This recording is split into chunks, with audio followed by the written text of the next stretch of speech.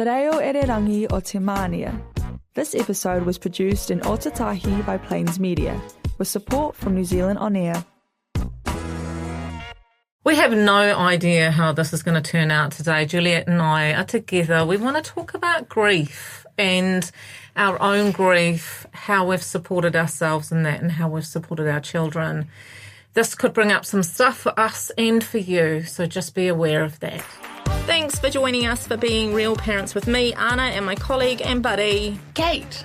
We work in the parenting space. And it's here where we'll talk about our worlds as parents, the good, the not so good, and the hilarious, and mix this with what we know about behaviour and psychology. So I reckon we just start this by talking about our grief. Okay. Knowing... I'm already feeling like, I don't know what I'm feeling. Well, sad. Yeah. And I think that's the thing. So for me, and just acknowledging too that grief comes in all different forms. Mm-hmm. It's not always about the death of a loved one. And yeah, but here this is probably where we, what we are talking about. For me, this is about my mum. So I lost her when she was 68. I had just had my second child. So my second child was just about 18 months, 2 years old at the time. And so it's been, lost her in 2017. So that length of time. Mm-hmm. And she was my greatest cheerleader and an incredible parent. She was a counsellor by trade.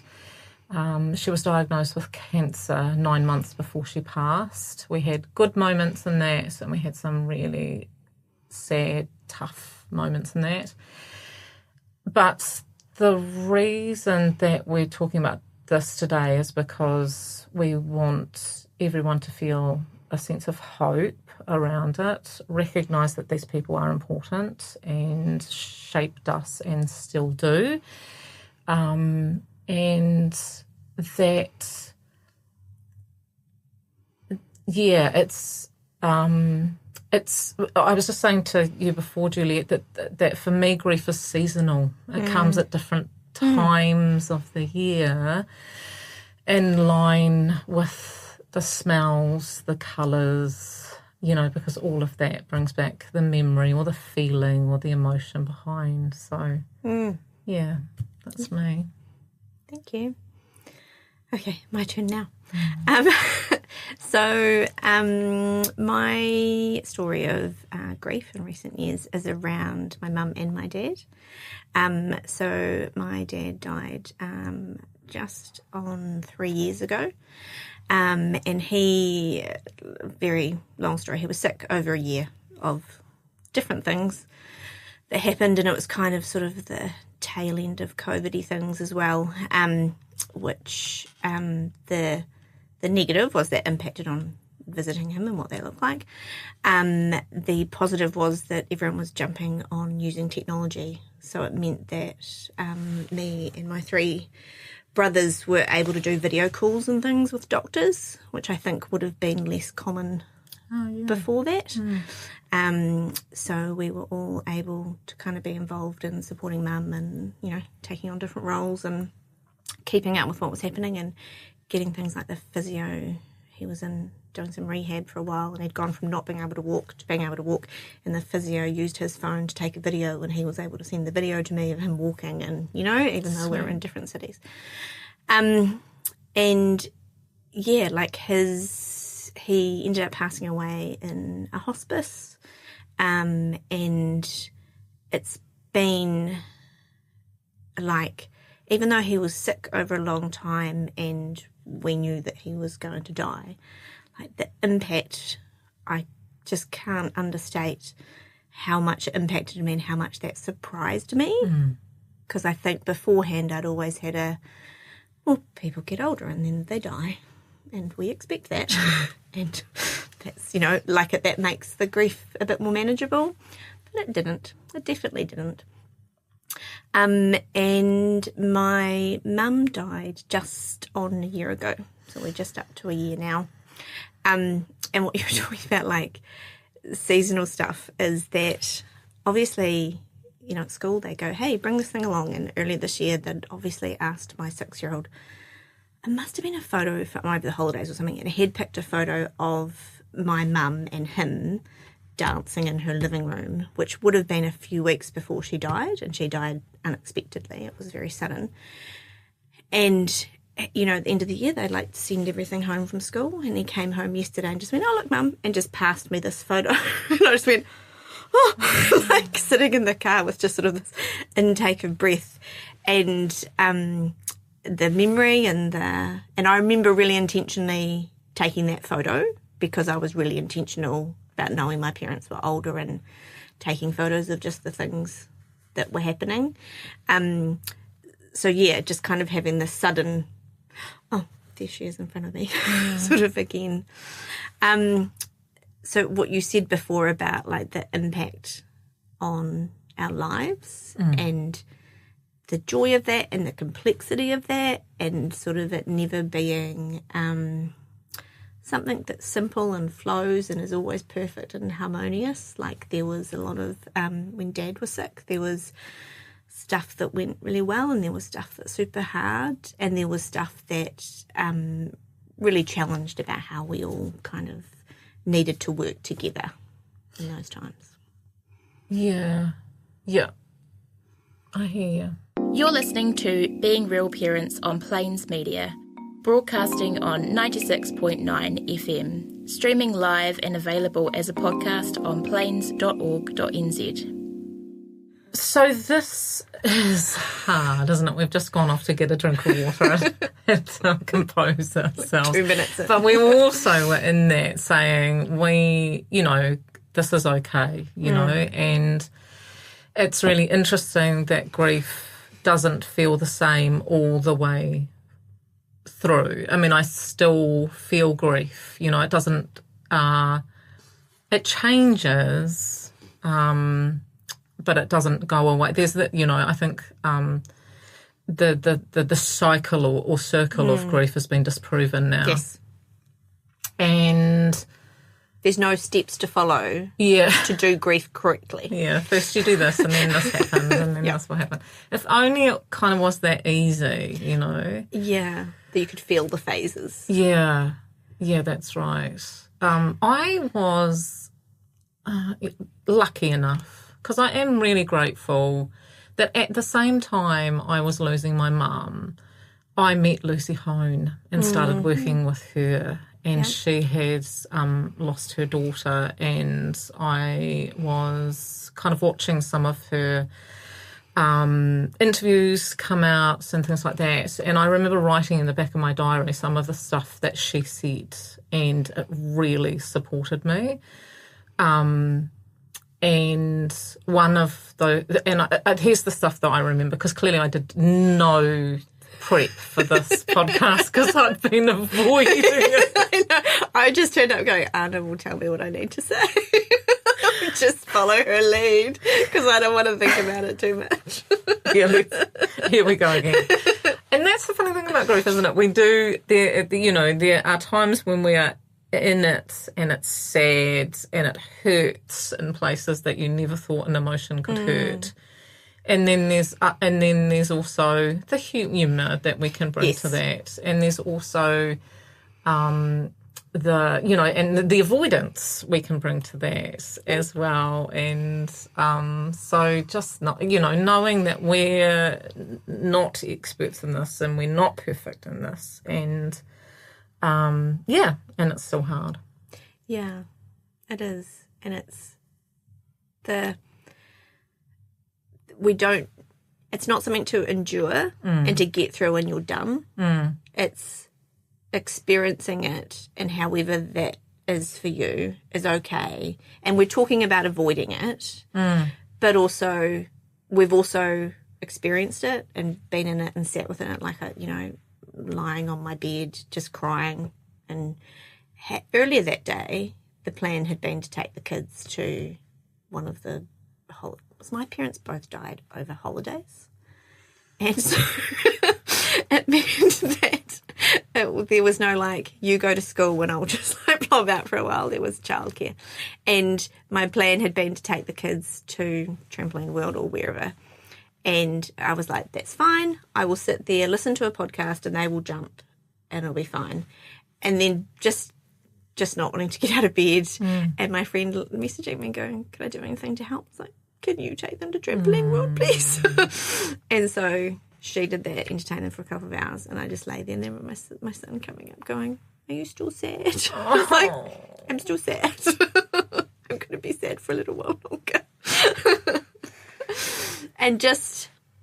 But I just kind of knew I just needed, like, ignored the phone calls that were coming in. Yeah. Unless it was like my brothers and we were doing planning. Yeah. It's like, I always say it's like planning a wedding in 2 days or something. Like, it's just so many details and so many decisions, but just ignoring the stuff that I didn't want or need to do in that moment. Yeah. And just being sad and then watching some junky TV. Yeah. And then being sad a bit longer. Yeah. I found I realised that I brought up the Lucy Home things, and I'll come back to that. But I found organising the funeral quite cathartic. Like, there was a part of that actually supported me to be able to talk through the sorts of things that Mum liked and the way, what I wanted to say about her and tell people, you know, let people know that they may not know about her. That was important. And recognising her specialness. So there was something about that. I know, you know, the wedding in 2 days.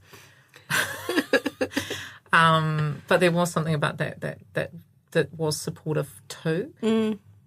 Yep. Rituals. There's a lot of ritual around death, isn't there? And you may not know what those rituals are the first time you go through. Yeah, because we had the experience of where Dad had basically planned his funeral out. To some detail was quite specific, which we kind of ignored some of. He wasn't there to complain. Nice, like, Juliet. Yeah. Like, well, that's not really how it worked out. I don't like that, but yeah. We disagree. He had you can talk for 5 minutes maximum, and he didn't want this big long funeral and things. Most of it we stuck to. But then when it came to Mum, who had died suddenly, and Mum just, obviously a wholly different person to Dad, and so there were some things we went, well, she was there when we picked the casket and the urn, and they said, well, we'll do the same for her. Flowers, we started going, I don't know, I don't really talk to Mum about flowers. So did you want flowers? Flowers, I thought, no, they're not in season. We can't have those ones. But again, that process you're talking about is like going, okay, well, what would have been important to her? What would she like? Spending time picking music. Yeah. And thinking about what she would have liked. And I remember, it's a weird thing to say, but you are putting on an event, right, that people are coming to. And afterwards kind of going, my brothers and I did a really good job. Like, that was a good funeral. I think she would have liked that. I think she would have been impressed with how we did. Nice. Yeah. Yeah. The coming back to the Lucy Home thing was the and the things that I wrote in the back of my diary was the first one was use your strengths. So as you know, I'm really attached to positive psychology and via strengths work and kind of like, tuning into the things, the strengths that I have that are supportive of me and my family. And then there was the choosing life and to live because, and she does that beautiful thing of talking about you get a choice, don't you, where you can really move into a sad, hard place, or you can really fight with yourself to choose living and to continue living and know that that's what they wanted for you. Yeah. They don't want you to just stop. I know. And it's okay to have sadness and happiness, or sadness and joy, or sadness and contentment alongside each other. Yeah. Being sad all the time is exhausting. Yes. Your body can't maintain it. No, that's absolutely true. And then the other one that I love too was recognising or reflecting on, is this helping or hurting me? Yep. Yeah, so that having the process of the funeral help me in that, and having the, sharing with my children the memories, knowing that it's hard, but it's helping me to recall those and helping them when I recall those too. Yeah. Talking about your children, right? Yeah. And having watched my children experience Yeah. grief, Yeah. and that they've done it completely differently. Like, I have a son who is, even now, he is upset talking about his grandparents. And there's times when he'll be like, "Can we just stop talking about them?" Can't say it. But him and I can sit together and cry and feel sad and talk about things and look at photos and do that kind of stuff. And my daughter, who, she just was happy to see her cousins and go on aeroplanes, and it was kind of a party for her. Right, yeah. And my youngest, who was about 3 when my dad died, he fell asleep during the funeral, which was good because it was hard to contain him. Yeah. So he fell asleep on the chairs at the front. And because his other grandmother has also passed away in recent years, he saw it as like this production where several of my cousins got to get up and speak. And he's like, "I want to be one of them." And so we needed to come up with we called it a prayer, but it was something that I wrote, which was basically like thinking about my grandparents and all the fun that I've had with them. And he was the cute little kid that everyone went, "Oh," when he got up to speak. And he remembers his uncle buying him a hot chocolate. Right. When they went to practice at the funeral home. Yeah. So, like, their experience and their memories and their feelings of sadness is however they experience it. Yeah. Their own journey. And then it feels like it's our job to keep those people alive for our children too, because grandparents, I mean, we're talking about grandparents here, but their relatives, the people that they've been close to, or the people that would have loved them no matter what, are so important to them. Yeah. And so it's almost like we have to, like I find myself often now saying to Lulu, my little one, "Nanny would have loved seeing you do this. She loved, and, bringing that to life for her." I do that too. Yeah. Oh. Yeah. I'm like, "I remember this. Remember when we did this trip?" Or this was something that was, when your grandparents were young, they would have experienced something this way. And I also keep thinking I need to do better at printing out photos and framing some photos, because we've talked about that and not done it. Add that to the to-do list. Yeah, keeping them around in our lives. Yeah, even though it's hard. Yeah.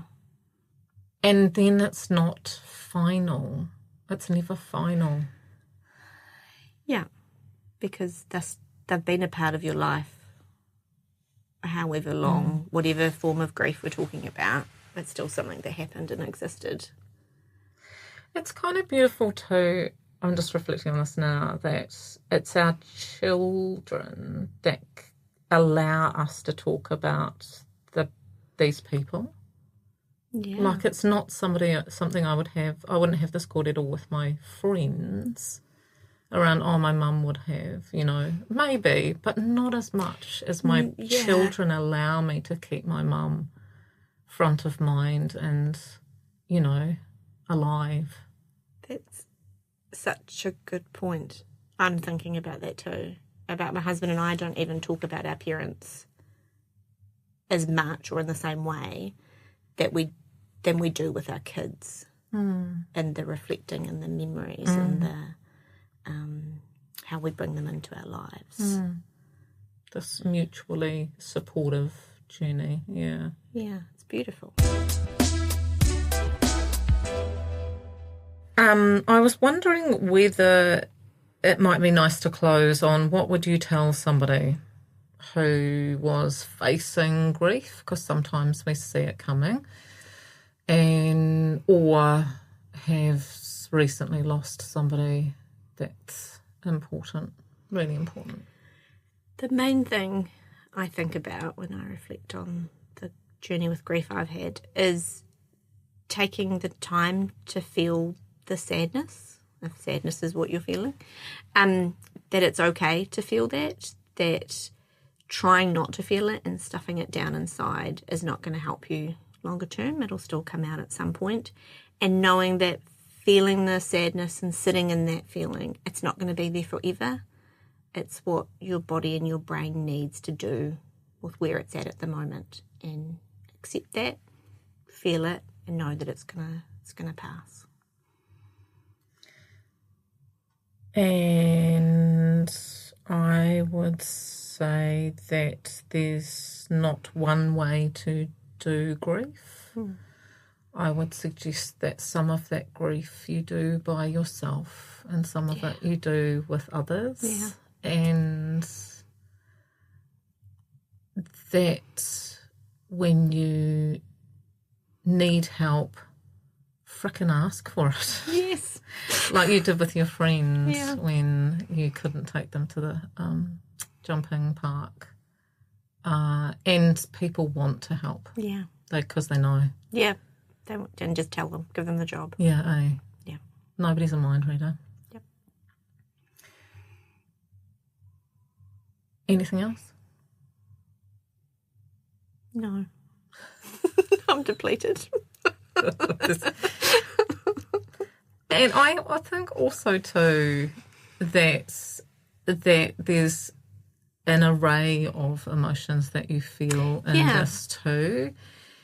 And like I used to find when I was laughing with people about my mum, because holy cow, she could be ridiculous, and that I'd feel like a sudden pang of guilt, like I wasn't allowed to.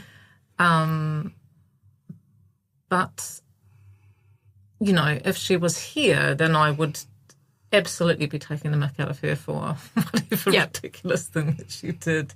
Yeah. And she would enjoy that too. So it's remembering that grief is complex. There's a whole lot of things we feel when these people are no longer in our life. Yeah, that's right. Yeah. And we can still, you know, we can still feel some anger towards them and whatever. No people are perfect. Like, there's so many ways we can feel about people, even though they've passed away. That doesn't mean they suddenly become the most perfect person that ever existed in the world. And it's okay to feel those mixed feelings, but still feel sad that they're not here. Absolutely.